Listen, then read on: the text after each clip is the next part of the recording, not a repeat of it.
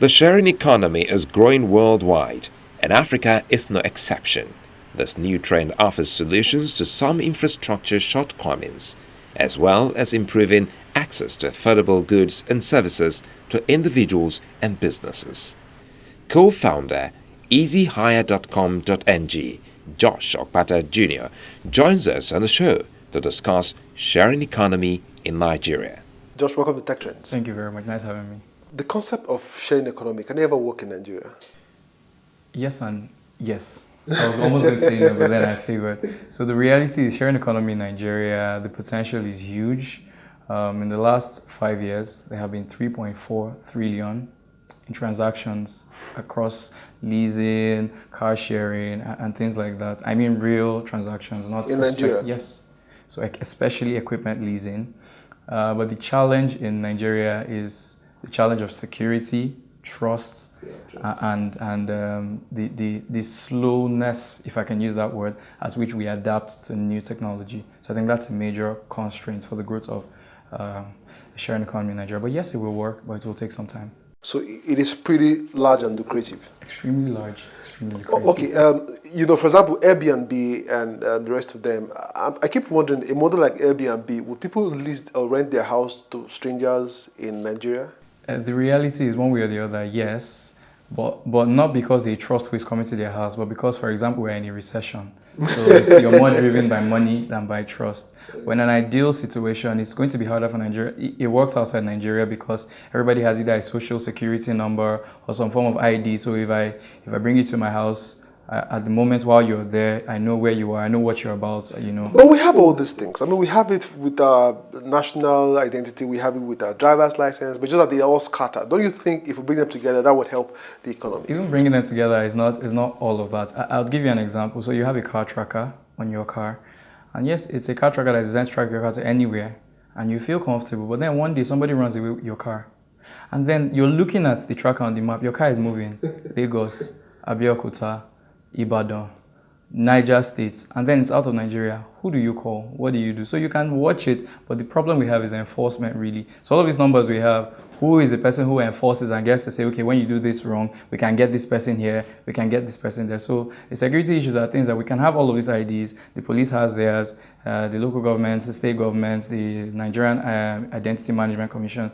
But when we harmonize these things, there also needs to be a body that includes technology in their ability to enforce some of these rules we have. So in your opinion, what should we be doing? Now, I ask this question because a company like Uber came in here and sort of caused some level of disruption, so much that even the Lagos state government is trying to see how they can work with them, so to speak.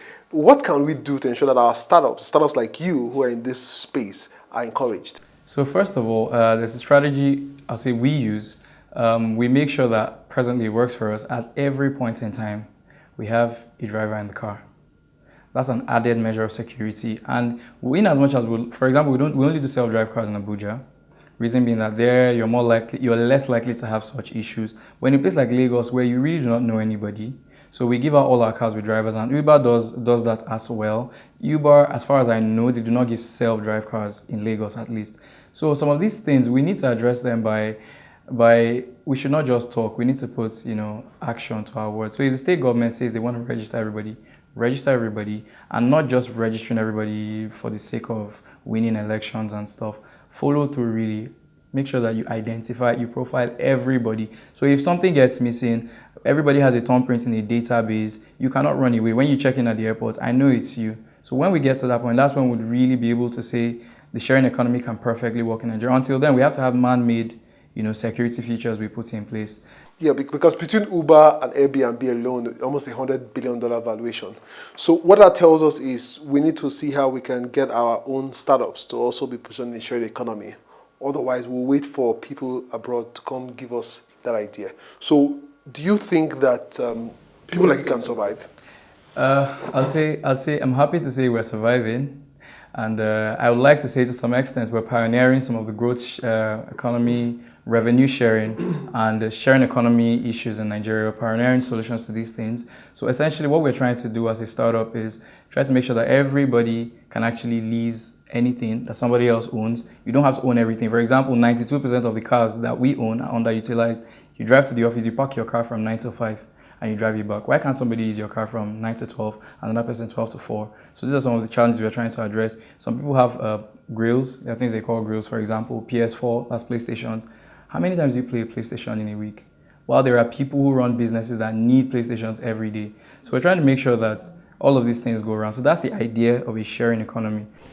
For international companies, the potential of African markets is an attraction for launching services. With the region boasting of about a billion-strong population set to increase to more than 2 billion by 2050. Shared economy is seen as a goldmine of opportunity in a continent with fast-growing, tech-forward populations. So do you think that multinationals who operate internet companies, do you think that government is actually taxing them enough? So in a country like South Africa, you get to South Africa, you want to buy a SIM card. And this is a basic example. From my experience, every time I get to South Africa, I need to buy a SIM card. I need to get a letter from, if I'm staying at a hotel, a letter from my hotel. I need to go through a lot of processes. Why am I going through, to get a SIM card, why am I going through those processes? Because they want to be able to identify who I am and tax me appropriately. A white man, no racism, but in quotes, a white man walks into any MTN store, gets a SIM card there and then, registers, you do not care whether that's his real name or not, and he walks away. For something as basic as SIM cards, you do not even know who you're giving the SIM card to. There's no identity check, there's no verification, unlike all of the processes I have to go to in South Africa. So when you figure that out for just SIM cards, we do not cover properly the foreign nationals that we have in Nigeria. So how do you even tax them in the first place? And I think they're not taxing them enough because these people come in here and they have their ways around. We know how our country can be. So there are rooms for maneuvering here and there. You know, even beyond they coming here. So let's use, for example, a company like Facebook, for example. So you use your ATM card or credit card and you book an advert. And the money is taken directly from your account and goes to their account in San Francisco or wherever, or in Dublin or wherever. You know, where does the government benefit in all these things? Ideally, there's a lot of round tripping that goes into the process. So you make a payment with your card. Ideally, there's supposed to be some level of taxation on it. But because of the processes these things go through, the money goes from here to there and to there, and it goes all the way around. But really, I think it's a case of our government is not, sorry to say, but I think our government is not even very serious about some of these things. Because some of these payments, before you even make, in certain clients, before you make a payment online, there's already a tax attached to, so Facebook has to pay $10 before any payment goes through, for example, of a certain amount of money.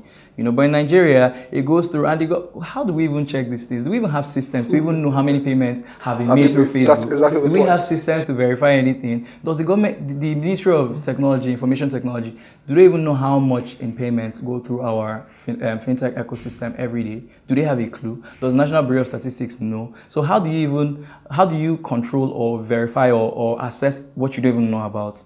So these are some of the And then how would our startups compete with them? Because our startups would have to pay through their nose for every kind of bill, from the local authorities to the state and then to even the federal. So how would they compete with people who are actually doing virtual transactions? So the truth is, in as much as I do not support affirmative action, but in the case of Nigeria, there's no level playing field. And I think the government needs to level the playing field. So for example, the global currency crisis is already against us. So somebody comes into Nigeria with $100,000 into your kind of business, he already has the edge over you.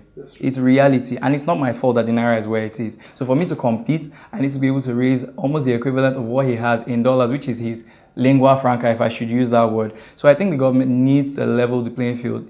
There are basic things they could do. Look at our interest rates. You want to get a loan from the bank, then you need to be ready to walk from Jerusalem to Jericho with your legs. So it's a no-brainer. We're not saying the government should dash us money or the government should shut down Facebook. But when you talk about creating an enabling environment, there are basic things you need to do. Make loans accessible to those who need them. Cut all the multiple and double and triple taxations. There are small businesses. In other countries, you start a small business, they give you 3 years, 4 years, 5 years to get running. So Josh, now that it's time to raise money, are you going to be looking towards the international or the local funds? Very honestly, everybody loves international money. I mean, I was with the Toilette founders at the NERA Awards, and then 2 or 3 months down the line, I hear they raised $1.2 million, and I'm like, really?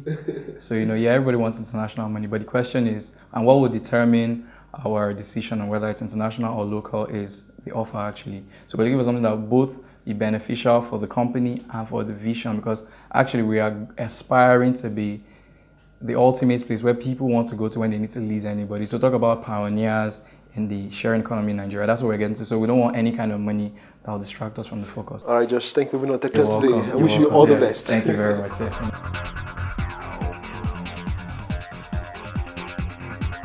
That's all we have for you on this edition of the show. Let's continue the conversation online.